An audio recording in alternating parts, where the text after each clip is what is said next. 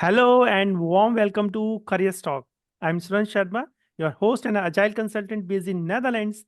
And our mission here is simple to bring in industry experts to share their genuine real world experience with you. And today we are going to discuss Scrum Master interview questions shared by one of our community members. And to help us with the discussion, we are glad to have Edureka Joshi from Poland with us. She has over 10 years of experience as a Scrum Master working with clients across India, Australia, US, and Poland. But friends, before we start, please subscribe to our channel. And if you enjoy our quality content, don't forget to hit that like button. And please share your thought in a comment section. All right, let's get started. Devika, thank you for joining us today. Over to you. Thank you so much, Anand, for inviting me again. It's always a pleasure to be here and to be helpful for a platform that helped me so much. So thank you so much. Always a Wonderful. pleasure. Okay, wonderful. So let's get started. So here comes the first question. So let's say as a Scrum Master, you are leading a project with a government compliance system with some strict regulation and the fixed requirement, and your sponsors insist that Agile is the only way forward. So what will be your thought on that? My first thought is it's an amazing question. I love the question because it's a perfect question, which you could say wolf in the skin of a sheep question, right? It's perfectly deceptive because it also says strict regulation and fixed requirements. And when you see that, your first instinct is, oh no, I have to go to the sponsor. He doesn't know. And I have to say waterfall, right? But that may not be true because it depends on different things. First thing is you really need to analyze whether agile or where does your project stand, right? And what is really the right methodology for your own project. Now, of course, things are different if you are there from the very beginning and you know the ins and outs of your project. But what if it's a new project manager and you're leading that project and you have just been inside, you have just been recruited? So again, the situation changes. So I think, have you seen that meme? It's not that simple. It's not that simple. So this is the answer for me. It's not that simple. Here you will have to think about three things. And there are three parts to this question. First is one, what is really the right approach? And here you need to be open-minded. It's not always that somebody is saying that this is the only way is wrong. But then even if they are, how? You need to be able to hold your ground, and that could not be without analysis. Second is also understanding, okay, even if it is that and that methodology, say agile, is your organization even ready for agile?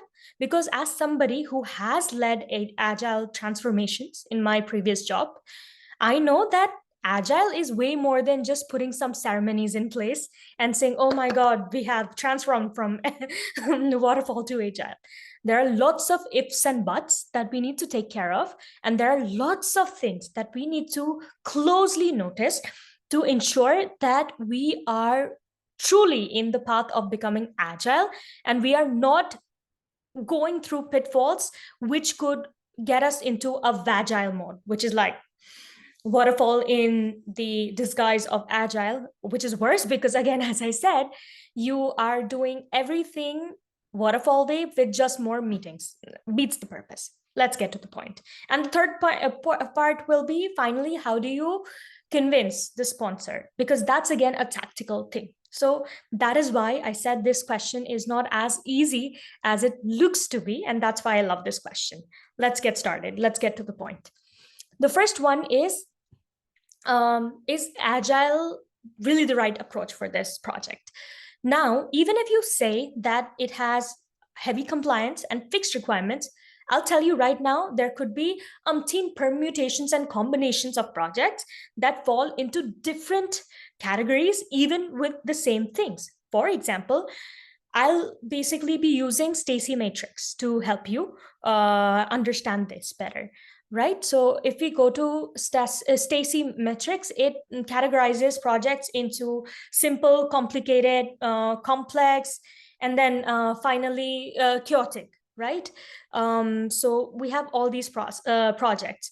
Now, So which are simple projects? One, that everything is very clear. You are working on a proven system that is repetitive, and you have most probably worked on it before. And even if you haven't, somebody else has, and they have a proven system. So things like this, you can say, are simple projects. What are realistic examples of this? And by the way, the beauty of these examples will be they all have government compliances, heavy ones, and fixed requirements. PAN Aadhaar linking, right? That system that we have in India, right? Or TDS filing system. They have very fixed formats. They are very high in compliance, and there's very low uncertainty. So here, waterfall is actually a good fit here. You don't need to overcomplicate it with agile, right? Because sometimes all you're actually doing is writing a ton of automation scripts, and you're just following established processes. There, agile is good. Then comes complicated projects. So here in these kind of projects, the goal is clear, but achieving it needs a ton of expert advice and a lot of coordination.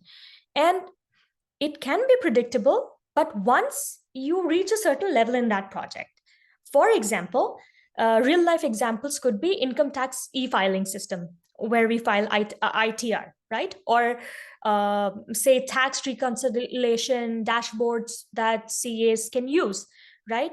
It has fixed laws, but the magic is in their integration. There are very complex integration that such projects have.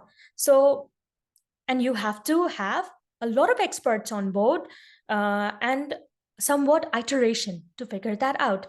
And not to forget, with these tax systems, there are new integrations with time, which with time you understand that it is feasible to be into the project. So best fit here is a hybrid approach. Waterfall plus agile could be a way, and even sometimes agile could be a way. So you basically plan the structure in a predictive manner, and you iterate the design and testing for feedback and quality. And you have to be open to feedback because such things can require that. Then comes complex projects. So these are very fixed in compliance, but requirements, the user needs, tech, they keep on evolving, and you need to keep on learning to survive, otherwise you won't. For example, one good example will be the GEM platform that we have in the government of India, or any government e-auction platform will be a good fit because the rules here are fixed, the compliance is heavy, what they need is very fixed, right? But the UX, the scale, the kind of integration needed, they all adapt as you go, because you don't know how your end customer is going to receive.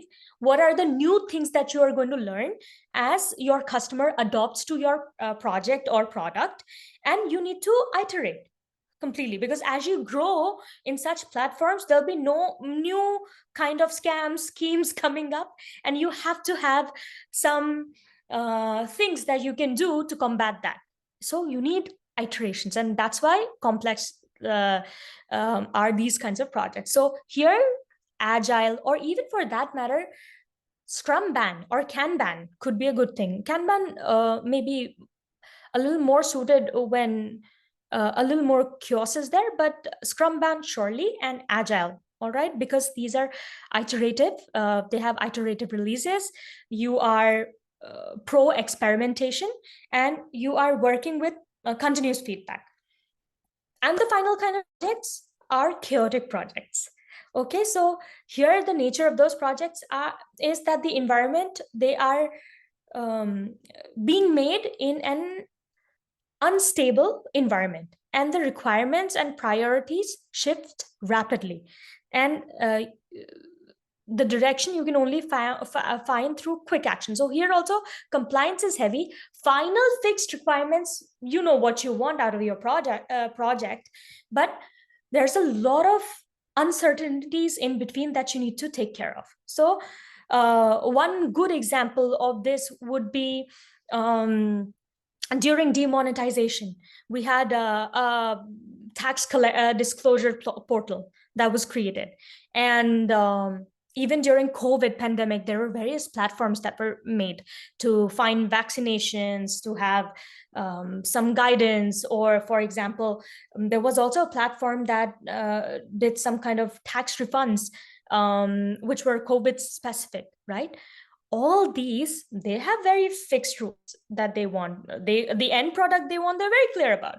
But everything in between is chaotic, right? And of course, they're highly compliance based, right? So such projects, they need lean, agile, or Kanban style crisis response supporting projects in my purview, which basically the mindset is act right now, realize, and then make it better. So that is needed. So once you have that clear in mind, then you ask yourself the second question: is your organization truly ready for agile?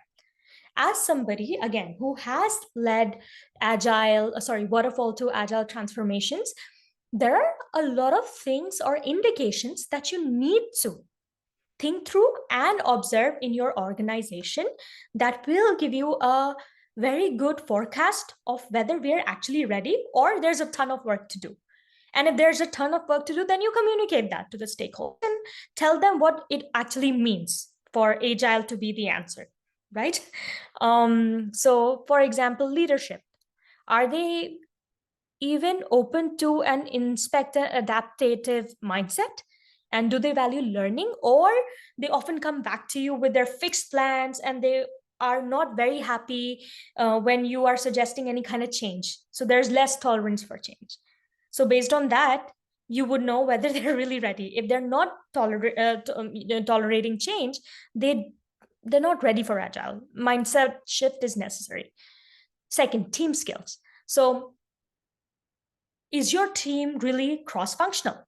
And do they have potential to be autonomous? Or they are functioning in silos and they have practices like gated testing, right? Or they have that mindset of, oh, let that one process finish and then we'll take over, but completely finish. If so, then of course a mindset shift is needed. If not, and they're pretty cross-functional and they behave in a very autonomous way and they're open to collaboration, that's a good sign that your organization is ready. Third is governance. So basically, do you have a lot of government compliance, a lot of documentation, a lot of audits or something like that? And you would have to have it continuously, so that you would need a lot of documentation. So then maybe fully purist agile is not the answer, because you have to face the reality. You need those documentation to secure your organization, to secure your project. You have to embrace documentation. And so a hybrid model will be a better fit, even if you know that you need iteration to finally come to the conclusion of to come to a best product, right? Finally, is there blame culture, or do you see a lot of top-down control? If so, then they need to shift to a shared ownership kind of model or mindset, and also a culture of continuous learning. So these are the things that you need to observe if you want to truly evaluate whether your organization is ready for it. And then finally, the question comes, how are you going to convince your sponsor? Because he's a big shot, right? And of course, if you are going to them with teaching, or in other words, what we see a lot of gyan, nobody is very happy taking it. They are kind of big shots, right? So the right method here is to coach them and have a mindset of a partner, that I'm not here to tell them the right path. I'm here to partner with them, be a good consultant, and together, by asking the right questions, I'm here to help them figure out the right approach so that they find their own way. And that is why I think this is the best approach, because teaching in this instance, in my experience, a lot of time could backfire, right? Because if they're coming and they are really influenced by the people they're talking to, and they also see that in government projects, a lot of people doing agile, they might be very stubborn about it until they figure out themselves. The idea is the person who's receiving the knowledge or any coaching should feel it's actually their idea. And that's when coaching is really successful, right? So you ask them questions.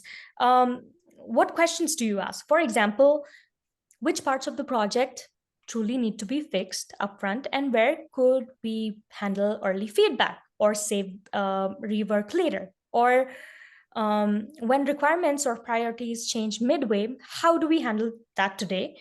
And how effective do you think it is? And if you think it needs change, what direction we can go to? And if we show progress through small, incremental, auditable things instead of big milestones, what will that change for you? So things like this. Now, again, here in the questions, I am in a curious mode. I am exploring. I am not fixed to a certain answer. And I'm waiting for the answer to come from them so that they understand it themselves. And with their answers, I need to usher them towards the right direction. So that's your answer, Shinam. 3 parts: whether Agile is the real fit for our project, whether our organization is ready, and how do you communicate the right direction to your sponsors slash stakeholder. Okay. So, Devika, thank you for this exceptionally detailed answer. So, friend, of course, you don't need to replicate this level of detail in a real interview, but Devika's purpose is to give you a deep understanding of this underlying concept. So, thank you, Devika. Okay, let's move on to our next question. So, let's say a senior stakeholder look at your team velocity, and then he says that, okay, why is this lower than the last sprint? So your velocity is less than compared to the previous sprint, and maybe the team must be underperforming. So this is what that particular stakeholder assumption. So how you are going to explain what velocity really mean, and how you are going to prevent it from being misused as a performance KPI, Devika? And it's a very common thing that happens in organizations today. It's not very difficult to find stakeholders and even POs who think of velocity as a performance metric or as a KPI or something like that. The key here is to make them understand that velocity is simply a forecasting tool. It's how we measure effort that is potentially to be taken by a certain story in a certain sprint, in a certain feature, and it's to forecast how much time we are probably going to take, right?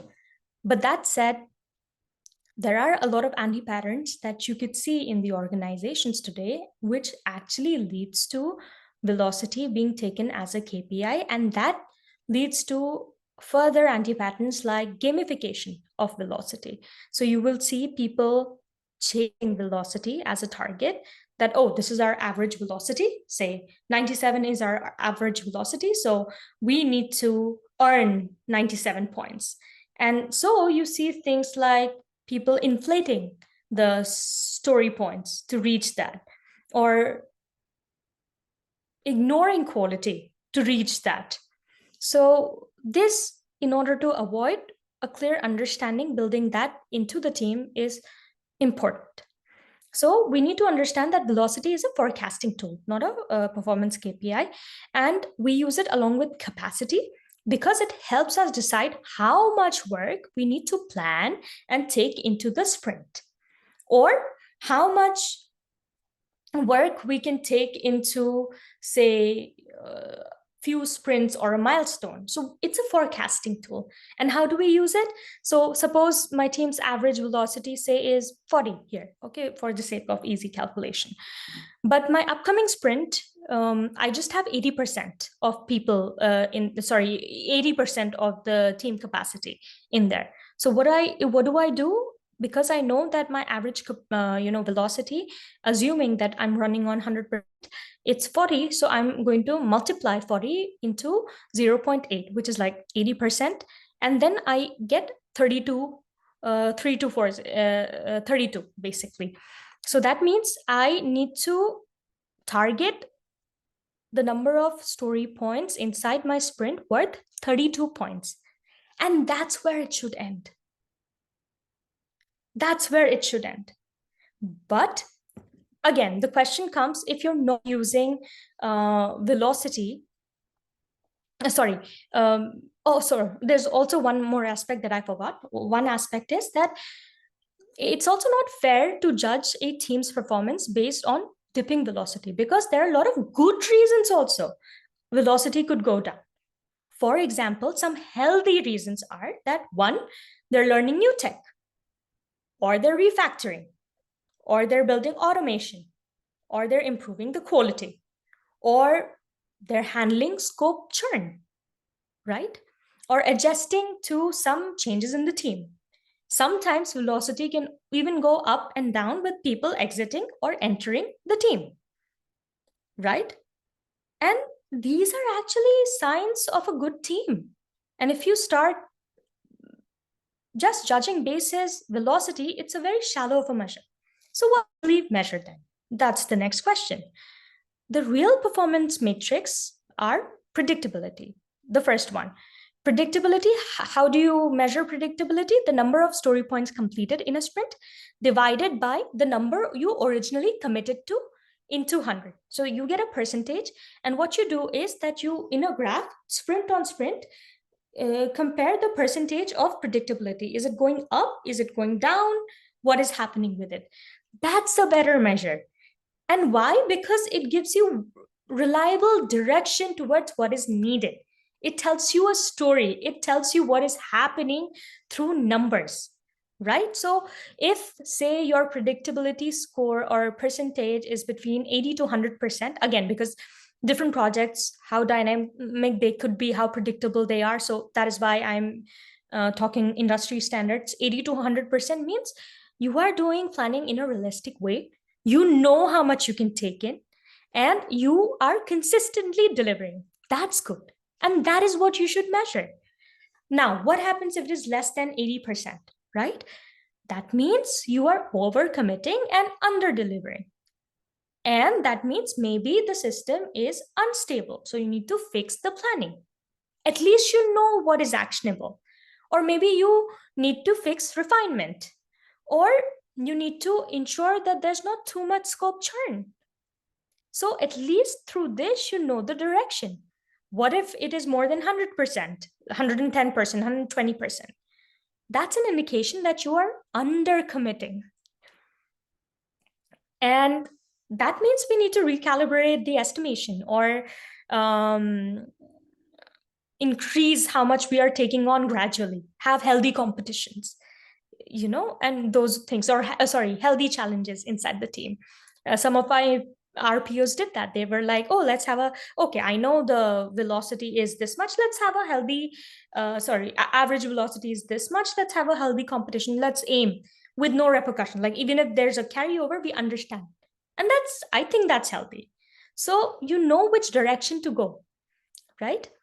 And the second thing that you should measure according to, apart from predictability, is, are you achieving the sprint goal, right?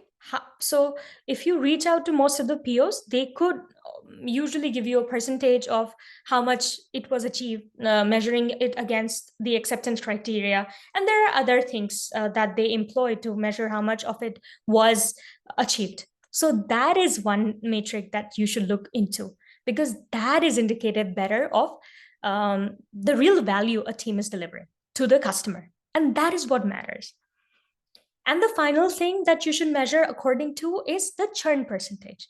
Churn is, you're seeing how many stories went inside and were taken away in a sprint. That is churn. And if stories were just put inside without taking away, that's scope creep, right? So you have to measure churn, ideally. And how do you measure that? By adding the points of the stories added, plus adding the points of the stories removed, divided by the originally committed story points at the start into 100. that is churn percentage. So it measures scope instability or stability, depending on the situation. So if you get something which is a very high churn value, that means the prioritization or backlog quality is weak, and you need to target that to become more efficient. Or the system may be unstable. The stakeholders are not giving you answers at the right time. You need to do something, have some checkpoints regarding that. So as you saw, these three are better metrics to go for rather than judging a team by velocity and it increasing or decreasing. And also understanding that at the end of the day, velocity is made just for forecasting and not to judge performance, because it could never be a good performance maker. So that is your answer. And also these three, because they very clearly tell you what is needed to be improved. Velocity alone cannot tell you. Yes, of course, if you're a great Scrum Master, you can say that, okay, velocity is on a downtrend and these are the reasons. Great. But then these three metrics give you more depth and substance to back what you're saying. So that'll be my answer, Sunand. Again, I am Wonderful. elaborating so that people get the deeper vision. They don't have Absolutely. to say that A- much. Absolutely. So, yeah, thank you for the detailed answer. And friends, the purpose here is to give you the complete picture so you are fully prepared. Yes, of course, remember you don't have to go this deep in every interview, but yeah. So, thank you, Devika. Wonderful. Let's move on to our next question. And I think this is pretty good question, and you can use the answer of this at many different places. So the question is, as an Scrum Master, tell us about a process change which you have identified, or maybe you have implemented any significant improvement in your teams or anything like that. So Devika. Yeah. So I'll tell you my personal examples here, because there could be many, but I can only justify mine. So I have three cases that I implemented in different projects. So first was in one of the projects, I implemented an early look session. So in a team that I managed, sprint reviews, we were getting excessive feedback from the stakeholders, and the team was getting frustrated. And also sometimes the excessive feedback translated to more points and scope creeps in the backlog, right? More stories and scope creeps in the backlog. So what we did is that we introduced an early look session on the 4th and 8th day of the sprint before refinement sessions, when the developers showcased, before the demo sessions, not refinement sessions. So where the developers showcased recent features to product owners, and this helped us identify potential issues early on. And then by the time we were at the demos, we started getting less feedback, because obviously there was a layer of thinking through before it reached the wider stakeholders. So it improved our process, it reduced last minute changes, and it finally enhanced our velocity also, because again, there was less context switching, less churn, all of those things. The second case was adding Three Amigos session. So again, our PO, once we had a PO, he was from a business background, core business background. He was not a technical person. So it was not even, I think, right to expect them to know the nuances of technical stories. But it led to a lot of frustration within the developers, because they were coming from a team where the previous PO had some good knowledge and he could do a lot of things that the new PO could not.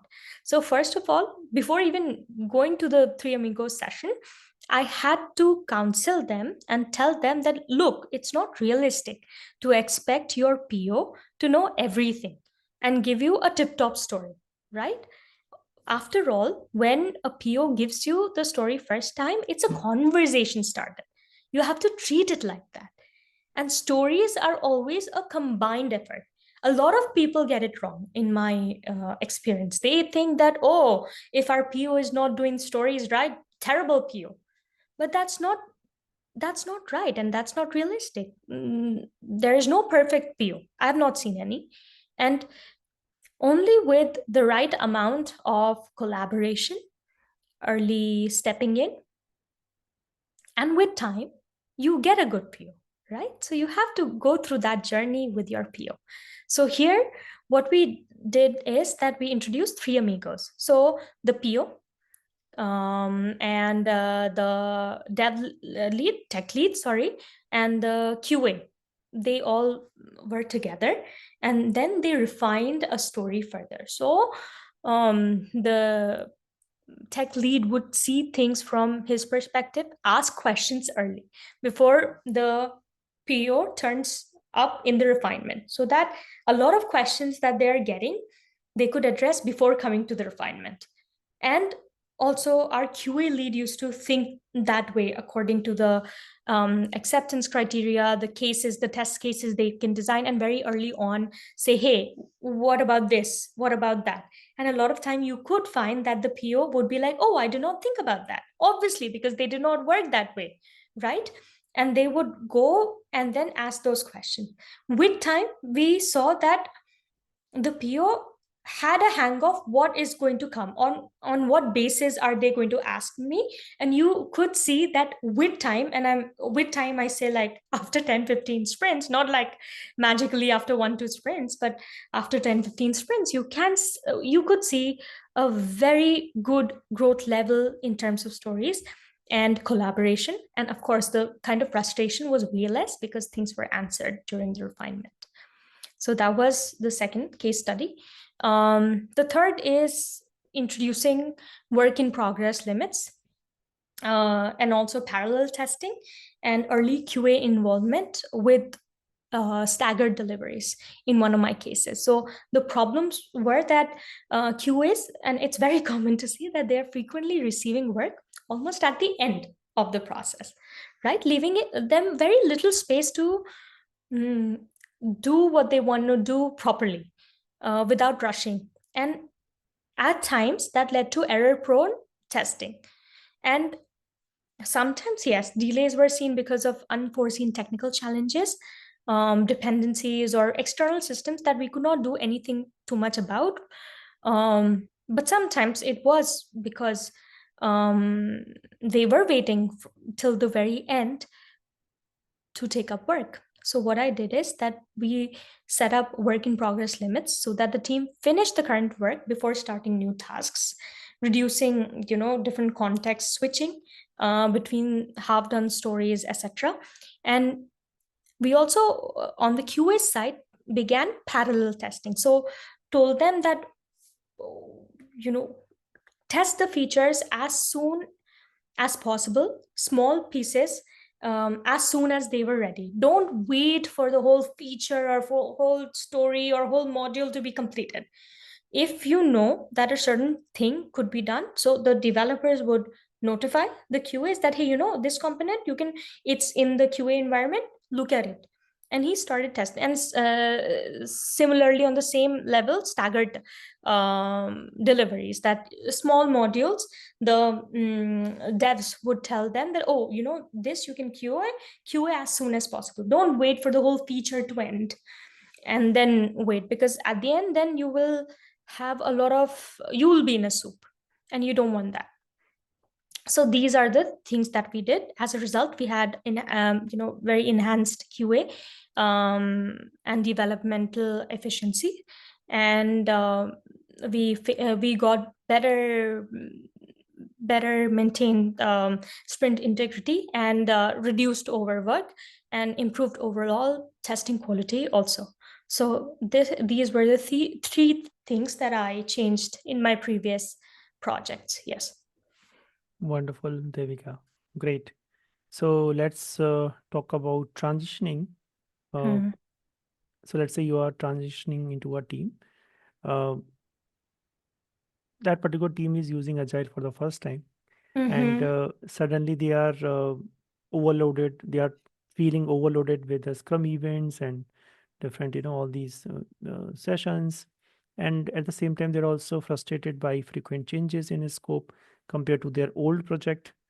So how would you manage these kind of cultural and practice challenges and help your team to adapt without burning out? So this is a very common thing that teams face, especially when going from waterfall to agile, because suddenly you have too many meetings. Earlier, they used to get a big stretch of developmental time, and only after it's final, people get to see that. So obviously, it's very justified that with more meetings, it's a learning curve, culturally, mindset wise. So I've been in something similar, and what I've learned is whatever you do, it's rarely smooth. And people will feel overwhelmed. It's very normal. And also, more meetings can also feel very frustrating because they might think that they're wasting their developmental time, or they're wasting times on ceremonies or something. That I also heard something that just management wants and not the developers, right? So again, I will come back to my previous statement. Here we have to realize that agile is not a dogma. You have to have an adaptive mindset when you are practicing agile. So just like agile could be incremental and iterative, so should be your approach. So here in this phrase, one key ingredient that I learned over my experience is that whenever you're doing these transitions from waterfall to agile, you don't need to follow a strict purist methodology. Listen to the needs of your team, what they're really saying, what problems they're really facing. And there's no shame in taking some things from some methodologies, combining it, and giving the team what really suits them. And that's the right mindset. Of course, a good practice is, and what I also did is when I started very small and basic. I did not just overburden and push them with a lot of ceremonies because already they were very overwhelmed. But then another aspect in my very practice and practical thing that I realized is that while there's an aspect of you being open to change and open to learning and adjusting, there should also be a timeline where you give dedicated time and give a dedicated efforts towards whatever you have decided. So what I really did was I stuck to very core ceremonies only. We saw it over a few sprints. We decided first that, hey, we are going to oversee that over a few sprints. If it works, in the retros, we would talk about whether it's working or not. If it is not working, we would discard it. And we've had things like that to adjust to the needs of our teams, what is working, what is not. And whatever was working, we would keep that. So that is one thing that helped me, and I had a lot of experiments. This time you have a lot of experience because one thing I've seen in my experience again, that it helps the team that to have some kind of control. And the best process that you can make for your team even when going agile is a process which they think they have built and co-created with you. So the more control they think they have, the better it is for you in the long run. So that is why I encourage rather than being very strict and saying, okay, this is the process, that's it. Do incremental things and then have a lot of 1 month experiments also in the starting. And we did a lot of 1 month experiments of a few suggestions. And then we really saw in the retros and we talked about whether they're really helping us or they're just adding to our burden. And then we adjusted accordingly. So this is the answer to the first thing. This should be the approach because I can get into a lot of nitty-gritties, but I think every team is different. And I could not give a roadmap or a blueprint to this. I can just give you the mindset and approach that helped me in my experience, right? And second thing was scope changes, right? Now, the very I know it is difficult, because when you are transitioning from waterfall to agile, it was very disturbing for them to see requirements change. But then here, you also need to inculcate the mindset that the very reason we went agile is because there were certain uncertainties within the project, and we needed to address that. And think of it, if you make a project and you do not accept changes, you go about it as you want, and later, after you deliver that project, it is of no use to your customer. What's the point? Here, you're prioritizing results and customer feedback over fixed requirements. And it is beautiful because you are getting real time requirements, you're getting to experiment, and you are focusing on building something valuable rather than doing it just for the sake of it. And that is why you have to take up the mindset of treating these things, or some scope changes, as learning opportunities. That said, I also think that these scope changes should come with a churn. Again, churn is when you get some things inside, but then on the cost of something else. So something else has to leave. There should not be regular scope creep once the sprint is fixed, right? So regular changing requirements does not mean that you disrupt every sprint in the name of agile, and you are like, oh, but we are agile. No, this is not agile. Once a sprint is locked, ideally, unless it's like groundbreakingly important, you should not change scope too much and not do too much scope creeps. And even if you do, you prioritize some things, take things out, so that at the end of the day, if you have planned according to the velocity and capacity, you need to understand the team has limited amount of things that they can address, and you have to be understanding of that fact. And if you're not doing that, you're just letting things flow, you're not really helping the scenario, right? So both balance is necessary. One, the team needs to understand, and second, even the stakeholders need to understand that.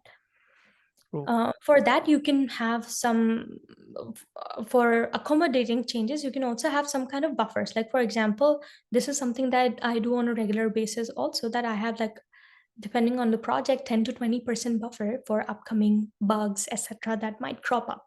And these are necessary, especially if we have release very close and QAs have identified bugs and we have just a few days. It's important. So plan it then. You don't need to be shocked when it comes. Plan.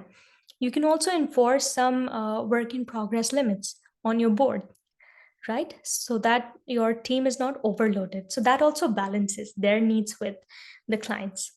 And you bring all the scope adjustments, whatever they're happening, regularly to the retrospectives and talk about it. How can we improve that? And also, why is it necessary? Both sides have to be talked about, and you have to give them a holistic picture rather than just painting one-sided picture, right? So when you do all this frustration turns into ownership, and that'll serve you and your team better. And final thing is that we need to stack the improvements step by step, and we don't need to force everything all at once, so that the team's adoption matches their capacity to absorb. Again, if you put in too many heavyweight processes all at once and they're already frustrated, it's not going to help your case. It's not going to help your team. It's just going to overburden them. So, little by little, incremental, just like Agile.